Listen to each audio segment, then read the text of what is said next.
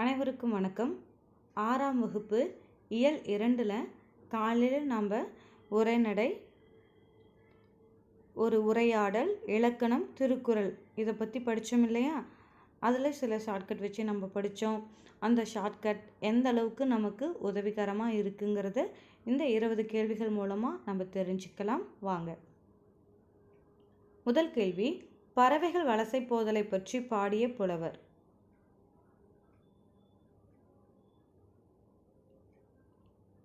ஞாபகம் வந்துருச்சா? ஷார்ட்கட்டில் சத்தி முத்தி போய் அவர் தான் பறவைகள் பற்றி வலசை போதலை பற்றி பாடியிருக்காரு. அப்போ ஆப்ஷன் சி. ரெண்டாவது கேள்வி, செங்கல் நாரை பறவை எப்பகுதியிலிருந்து தமிழ்நாட்டிற்கு வருகை புரிகின்றன?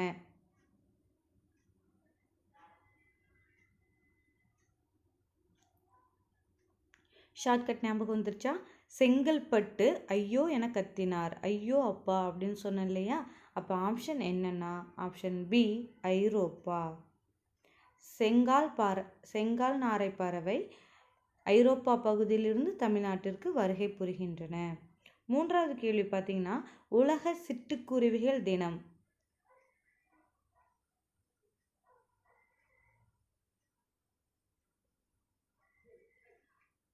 உலக சிட்டுக்குருவிகள் தினம் பதில் என்னன்னா மார்ச் 20. நாலாவதா, இந்தியாவின் பறவை மனிதர் யார்?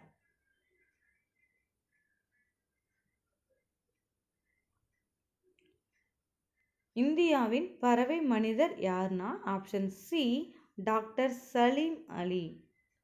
இந்தியாவின் பறவை மனிதர் டாக்டர் சலீம் அலி. ஐந்தாவது கேள்வி என்னன்னா, ஆர்டிக் ஆலோ பயணம் செய்யும் தொலைவு.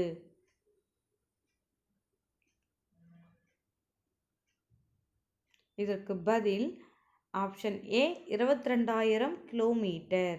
ஆ அப்படின்னு வருது இல்லைங்களா? அந்த மாதிரி ஆங்கிறது 2வது எழுத்து, ஆலோங்கிறது 2வது எழுத்து. அப்படி ஞாபகம் வச்சுக்கோங்க. 22. அப்போ 22,000 கிலோமீட்டர். ஆர்டிக் ஆலோ பயணம் செய்யும் தொலைவு 22,000 கிலோமீட்டர். உலகிலேயே நெடுந்தொலைவு பயணம் செய்யும் பறவை எதுனாலும் ஆர்டிக் ஆலோ தான். அடுத்ததான் 6வது கேள்வி, வழி கூட்டல் தடம் சேர்த்து எழுதுக.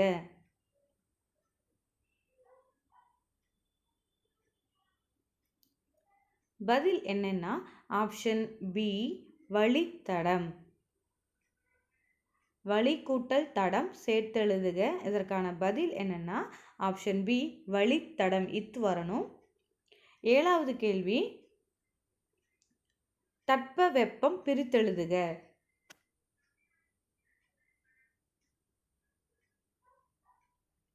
இதற்கான பதில் ஆப்ஷன் டி, தட்பம் கூட்டல் வெப்பம். தட்ப வெப்பம் பிரித்தெழுதுக. இதற்கான பதில் தட்பம் கூட்டல் வெப்பம். 8வது கேள்வி, கிழவனும் கடலும் நூலின் ஆசிரியர் யார்?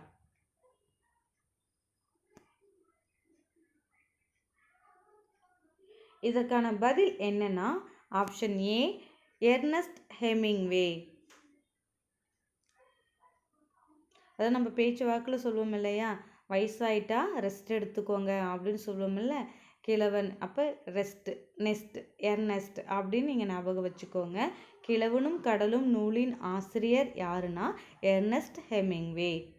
9வது கேள்வி, முதல் எழுத்துக்களின் எண்ணிக்கை.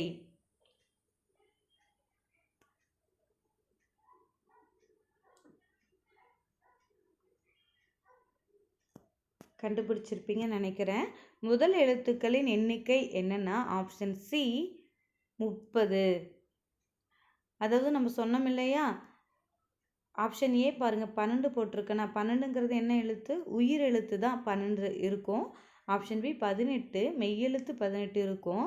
இந்த உயிரும் மெய்யும் சேர்ந்த எழுத்துக்கள் தான். உயிரெழுத்து 12ம் மெய்யெழுத்து 18ம் பிற எழுத்துக்கள் தோன்றும் இயங்கும் காரணமாக இருக்கிறது தான் முதல் எழுத்து. அதனுடைய எண்ணிக்கை என்னன்னா 30. அடுத்தது 10வது கேள்வி பார்த்தீங்கன்னா, சார்பெழுத்துக்களின் எண்ணிக்கை.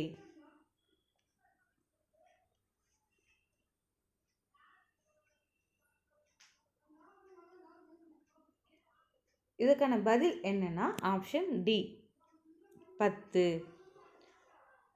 அதாவது சார்பெழுத்துக்கள்னால் உங்களுக்கு தெரியும், முதல் எழுத்தை சார்ந்து வருவது சார்பெழுத்துக்கள். அதனுடைய பதில் என்னென்னா, எண்ணிக்கை என்னென்னா 10. என்னென்னா உங்களுக்கே தெரியும், உயிர்மெய், ஆயுதம், உயிரெழபடை, ஒற்றளபடை, குற்றியலிகிரம், குற்றியலுகிரம், ஐகார குறுக்கம், ஔகார குறுக்கம், மகர குறுக்கம், ஆயுத குறுக்கம். அடுத்ததா 11வது கேள்வி பாருங்க. தனிநிலை என அழைக்கப்படும் எழுத்து.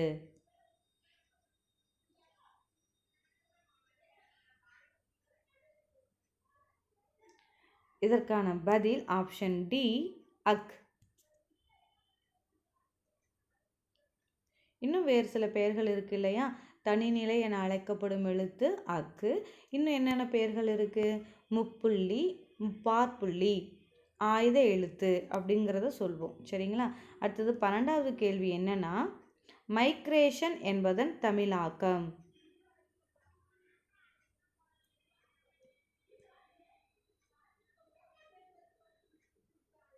இதற்கான பதில் ஆப்ஷன் ஏ, வலசை.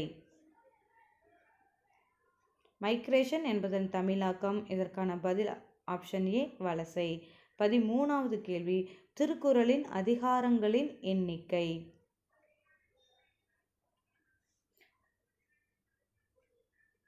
இதற்கான பதில் ஆப்ஷன் ஏ, 133.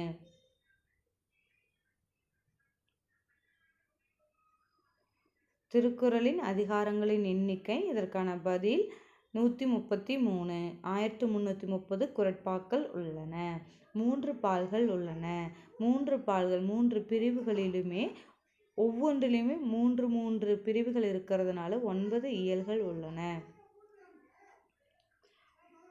14வது கேள்வி, உலக பொதுமறை என அழைக்கப்படும் நூல்.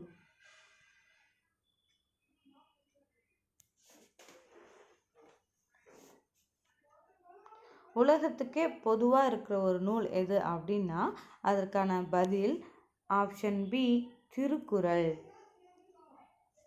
உலக பொதுமறை என அழைக்கப்படும் நூல் திருக்குறள். 15வது கேள்வி, ஒருவருக்கு சிறந்த அணி.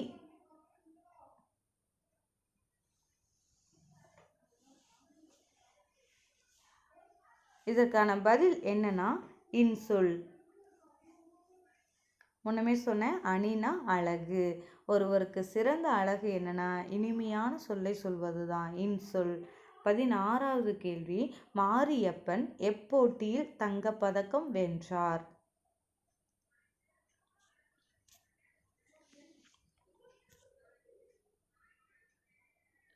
இதற்கான பதில் என்னன்னா உயரம் தாண்டுதல். மாரியப்பன் எப்போட்டியில் தங்கப்பதக்கம் வென்றார்னா உயரம் தாண்டுதல். 2016 ரியோ நகரில் மாற்றுத்திறனாளிகளுக்கான ஒலிம்பிக் போட்டி நடந்தது. மாரியப்பன் நம் தமிழ்நாட்டை சார்ந்தவர். இவர் உயரம் தாண்டுதலில் தங்கப்பதக்கம் வென்றார். 17வது கேள்வி, வெதர் என்பதன் தமிழாக்கம்.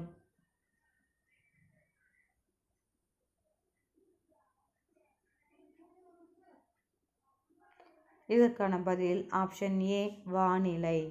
வெதர், வானிலை. வே வா அப்படின்னு ஞாபகம் வச்சுக்கோங்க. வெதர் என்பதன் தமிழாக்கம் வானிலை. 18வது கேள்வி, பிற எழுத்துக்கள் தோன்றவும் இயங்கவும் காரணமான எழுத்துக்கள் டேஷ் எனப்படும்.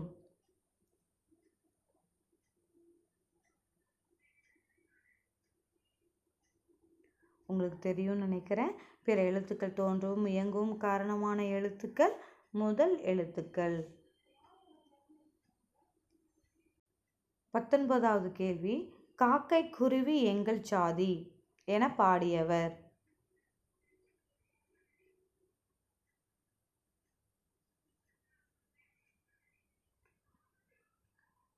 இதற்கு பதில் என்னன்னா நம்ம ஷார்ட்கட் சொல்லியிருந்தோம் இல்லையா?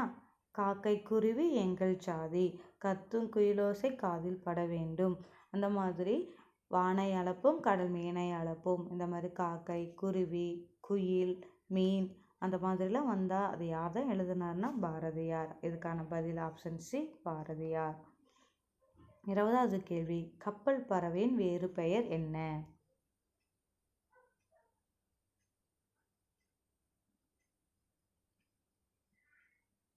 இதற்கான பதில் ஆப்ஷன் பி கடற்கொள்ளை பறவை. கப்பல் பறவையின் வேறு பெயர் என்ன? ஆப்ஷன் பி கடற்கொள்ளை பறவை. அவ்வளோதாங்க. இந்த 20 கேள்விகளும் நிச்சயம் உங்களுக்கு பயனுள்ளதாக இருக்கும்னு நான் நம்புகிறேன். நீங்களும் டெஸ்ட் பண்ணி பாருங்கள். அடுத்த இயலோடு உங்களை சந்திக்கிறேன். அனைவருக்கும் நன்றி.